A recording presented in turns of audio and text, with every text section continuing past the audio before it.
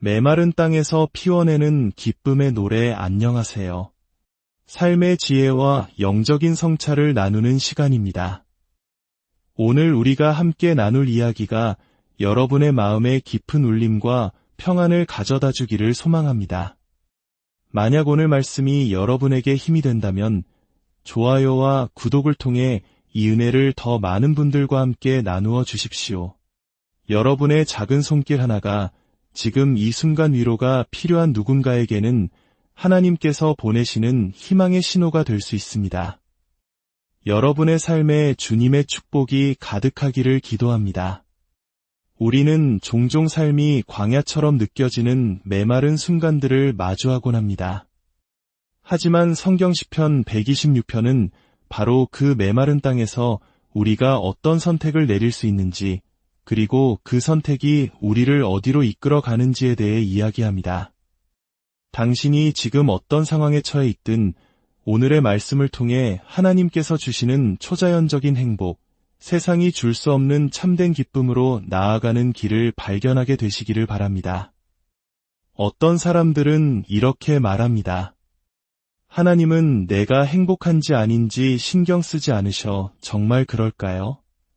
하나님께서 우리의 행복에 관심이 없으시다니요. 한번 상상해 보십시오. 당신이 큰 마음을 먹고 자녀들을 데리고 멋진 곳으로 여행을 떠났습니다. 그런데 아이들이 차 안에서 내내 화를 내고 소리 지르고 울고 있다면 어떻겠습니까? 그래, 너희들이 행복하든 말든 상관없어. 이건 그냥 경험을 위한 거니까 라고 생각하시겠습니까? 아닙니다. 부모는 자녀가 행복하기를 간절히 바랍니다. 다만 부모는 자녀의 순간적인 행복을 위해 장기적인 유익을 희생시키지는 않습니다. 지금 당장 사달라는 장난감을 사주지 않는 이유는 절제와 인내를 가르치기 위함입니다. 하나님 아버지의 마음도 이와 같습니다. 하나님은 우리가 행복하기를 원하십니다. 단지 그 행복이 세상이 말하는 찰나의 쾌락이나 순간적인 만족이 아니라 영원하고 변치 않는 참된 기쁨이기를 바라시는 것입니다. 그래서 오늘 우리가 살펴볼 시편 126편은 단순히 기분을 좋게 만드는 감성적인 글귀가 아닙니다. 이것은 희망이 보이지 않는 메마른 삶의 한가운데서 우리가 매일 내릴 수 있는 영적인 선택에 관한 심오한 길잡이입니다. 사실 오늘 이 설교의 영감은 제가 자전거를 타고 난 후 들렀던 한 식당에서 떠올랐습니다. 떠오르는 생각들을 붙잡기 위해 아이패드도 아닌 음식값 영수증 뒷면에 급하게 메모를 했습니다. 어쩌면 이 구겨진 영수증이 더 진솔하게 느껴질지도 모르겠습니다. 화려한 강단이 아니라 우리의 일상 속에서 하나님은 말씀하시기 때문입니다. 저는 오랫동안 제 자신을 열심히 일하는 사람으로 정의하며 살아왔습니다. 그것이 저의 자부심이었습니다. 만약 제 아이들에게 내가 아는 사람 중에 누가 가장 열심히 일하니? 라고 묻는다면 아이들은 당연히 저라고 대답해야만 합니다. 아이들이 입고 쓰는 모든 것들을 위해 제가 얼마나 애썼는지 알기 때문입니다. 비록 제 얼굴에 웃음기는 없었을지라도 집안은 따뜻했고 냉장고는 늘 가득 차 있었으며 아이들이 배고플 일은 없게 했습니다. 저는 수년간 그것으로 만족하며 스스로를 위로했습니다. 성경에 나오는 돌아온 탕자 이야기를 모두 기억하실 겁니다. 우리는 보통 아버지의 재산을 탕진하고 돼지우리에서 뒹굴며 비참한 삶을 살다가 돌아온 둘째 아들에게 초점을 맞춥니다. 그는 순간의 행복을 위해 모든 것을 버렸던 어리석은 아들이었죠. 우리는 그를 비난하거나 혹은 회개하고 돌아온 그의 모습에서 이안을 얻곤 합니다. 하지만 예수님께서 이 비유를 말씀하신 진짜 의도는 어쩌면 다른 곳에 있었을지 모릅니다. 바로 집에 남아있던 큰아들입니다. 그는 집을 나가지도 재산을 탕진하지도 않았습니다. 성실하게 아버지 곁에서 자기 몫의 일을 다했습니다. 그러나 그는 행복하지 않았습니다. 동생이 돌아왔을 때 그는 기뻐하기는커녕 분노했습니다. 아버지가 동생을 위해 잔치를 벌이는 것을 보고 자신의 대학 등록금까지 축낼까 봐 걱정하며 화를 냈습니다. 누가복음 15장에서 그는 아버지에게 이렇게 항의합니다. 제가 여러 해 아버지를 섬겨명을 어김이 없거늘 내게는 염소 새끼라도 주어나와 내 벗으로 즐기게 하신 일이 없더니 저는 오랫동안 이 큰아들의 모습에서 제 자신을 발견하지 못했습니다. 저는 탕자처럼 방탕하게 살지도 않았고 무언가에 끔찍하게 중독된 경험도 없었기 때문입니다. 그런데 최근 하나님께서 제게 새로운 것을 보여주셨습니다. 너는 종종 집에 머물렀던 그 큰아들과 같구나. 이미 너의 것인 축복을 얻기 위해 마치 종처럼 고되게 일하고 있구나. 저는 제 가치의 대부분을 저의 일과 성과에 두었습니다. 사역을 처음 시작했을 때 저기까지만 가면 저 목표만 달성하면 행복해질 거야라고 수없이 다짐했습니다.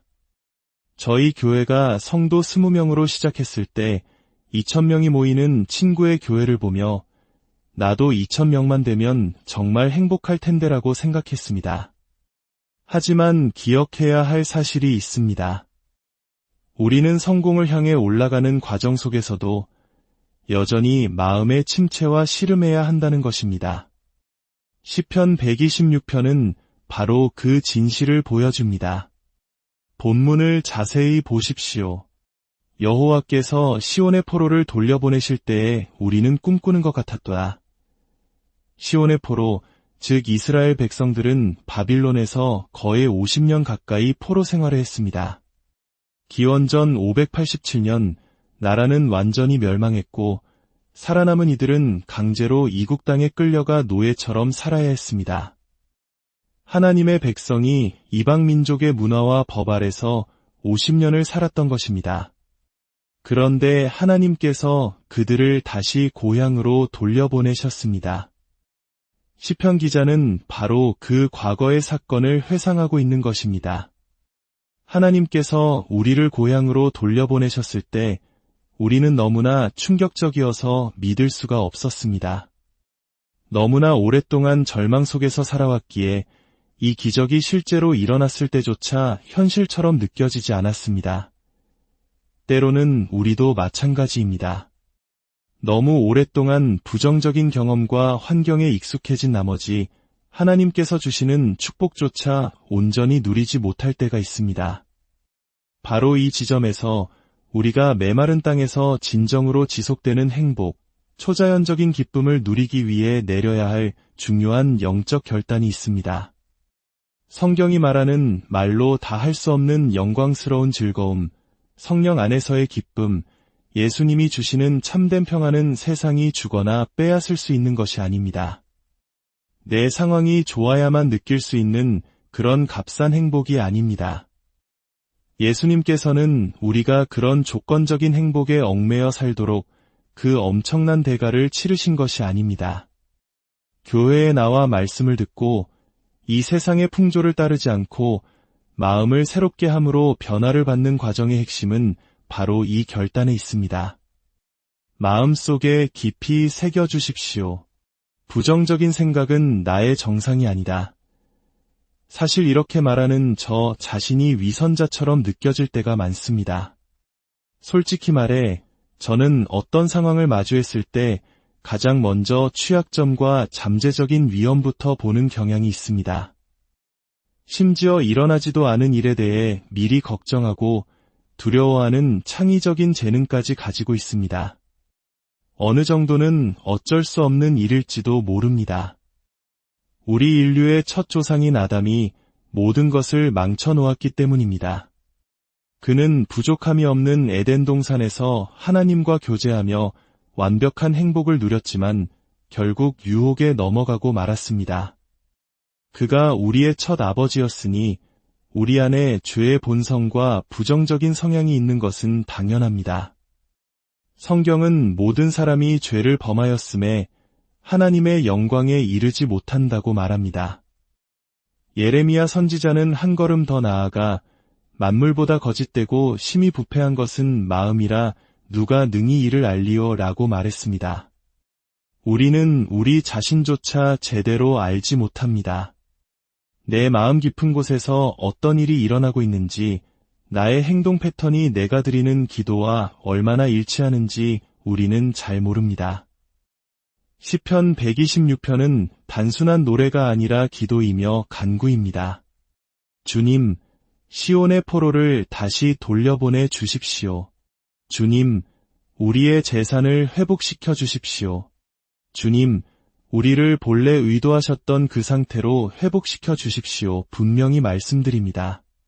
당신이 만일 그리스도인이라면 분노로 들끓는 이 세상의 냉소주의에 지배당하는 것은 정상이 아닙니다.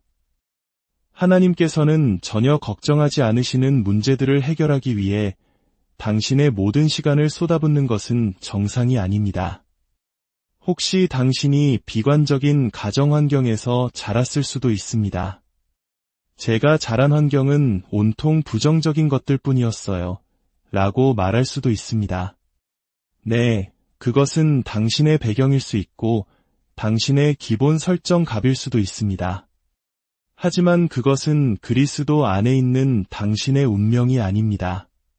그리스도께서 하늘 보좌에 앉아 계신다면 당신은 이 땅에서 하나님께서 이미 이기라고 명하신 문제들 속에서 뒹굴며 평생을 보내지 않을 것입니다. 저는 그렇게 믿지 않습니다.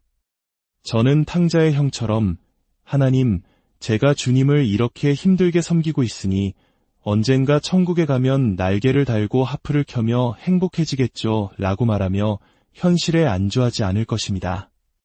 만약 당신이 그런 태도로 천국에 간다면 당신이 도착하는 순간 그곳은 더 이상 행복한 천국이 아닐 것입니다. 그러니 그런 마음으로는 천국에 갈 수 없습니다. 다 함께 선포해 봅시다.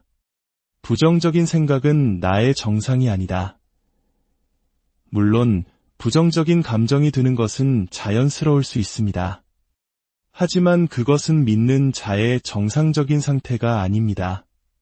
성경은 누구든지 그리스도 안에 있으면 새로운 피조물이라고 말씀합니다. 이것은 저에게 새로운 본성이 생겼다는 의미입니다. 아침에 눈을 떴을 때의 기분이 그날 하루를 결정하도록 내버려 두지 않아도 된다는 뜻입니다. 매일 아침 우리는 스트레칭을 통해 밤새 굳어있던 몸을 깨우듯 우리의 마음과 영혼도 하나님의 말씀과 기도로 바로 세워야 합니다.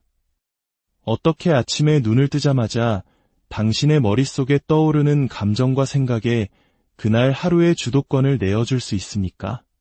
그것은 당신의 정상이 아닙니다. 사랑하는 여러분, 오늘 이 시간 간절히 기도합니다. 주님, 우리의 삶을 회복시켜 주시옵소서.